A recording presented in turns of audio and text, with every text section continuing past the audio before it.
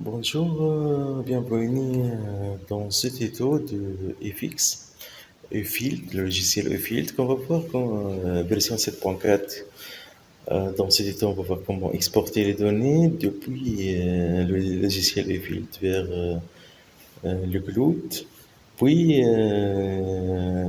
on va importer les données depuis le cloud vers un PC ou un tout autre périphérique externe. Donc, pour exporter, il faut premièrement s'assurer qu'on est dans le vrai dossier dans lequel il y a les points exportés. Donc, je vais choisir 117 MB. Voilà, le projet est déjà ouvert déjà. OK. Donc, dans le Data Export, je choisis Export et je vais choisir le type de données exportées. Il y a le levé, je le coche.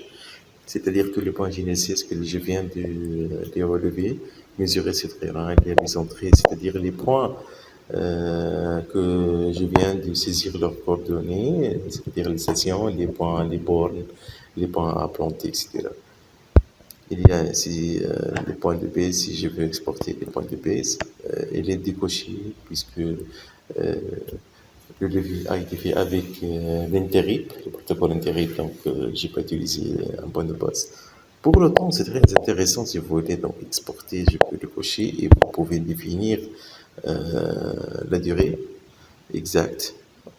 Donc, il est délimité par la date de départ et les jours, les mois, etc. et l'heure et en minutes présent aussi.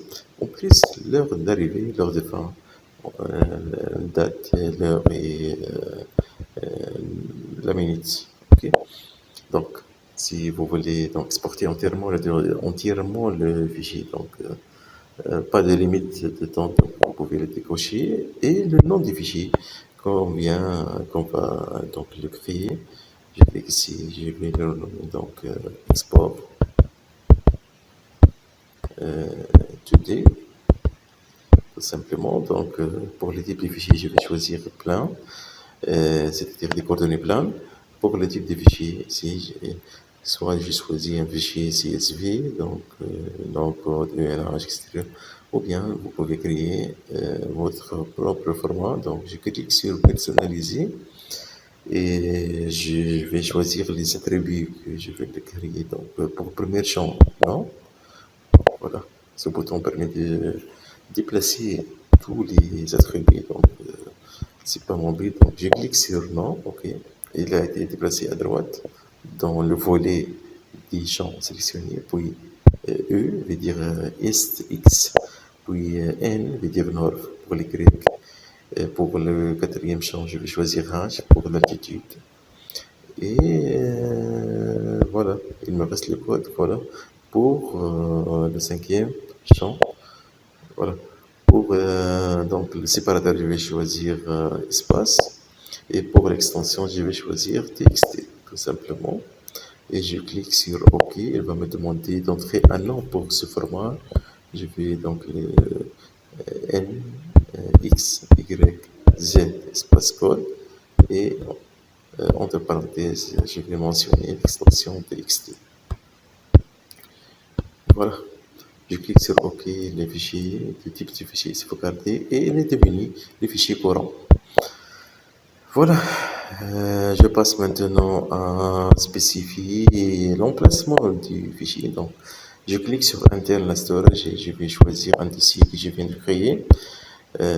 Donc, je l'ai appelé bureau levé dans lequel je l'import, sauvegarde de tous mes fichiers importés et exportés. Donc, bureau levé, voilà. Finalement, je clique sur le bouton exporter. Donc, exportation réussie.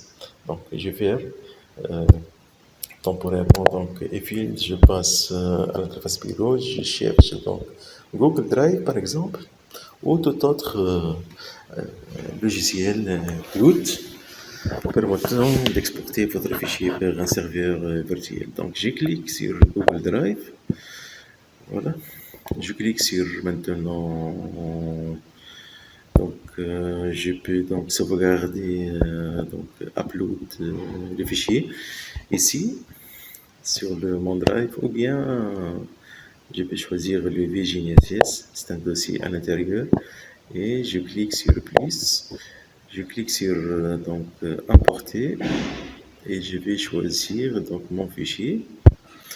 Donc, si vous ne trouvez pas vos fichiers, il suffit de cliquer sur ce bouton, cliquer sur FC1 et choisir le dossier, donc bureau levé, et choisir le fichier que je viens d'exporter, donc export 2D.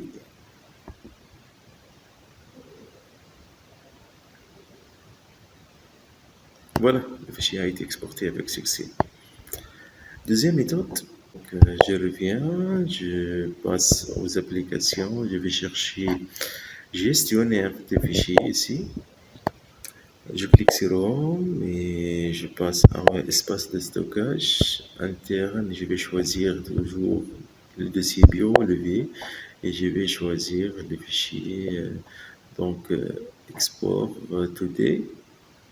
Voilà, je maintiens, je le sélectionne et je vais cliquer sur partager. Oui, je vais choisir donc soit Bluetooth, soit Drive. Donc pour Drive, donc je clique sur Drive, c'est la même méthode qu'on vient de voir précédemment. Donc il suffit de chercher le dossier vers lequel vous allez exporter. Donc je vais choisir par exemple le VGNSS, sélectionner, OK, et le nom du fichier à créer. Si vous voulez renommer encore le fichier, je peux export des relevés, par exemple,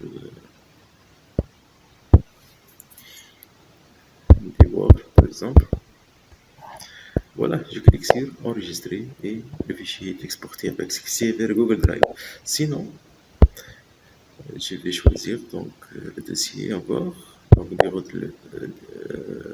le bureau levé, export, je le sélectionne, partager et maintenant je vais choisir Bluetooth. Donc, j'active le Bluetooth dans le PC ou le PV externe pour qu'il puisse le détecter et j'ai fait la communication entre les deux plages pour transférer le fichier avec Bluetooth. C'est très simple.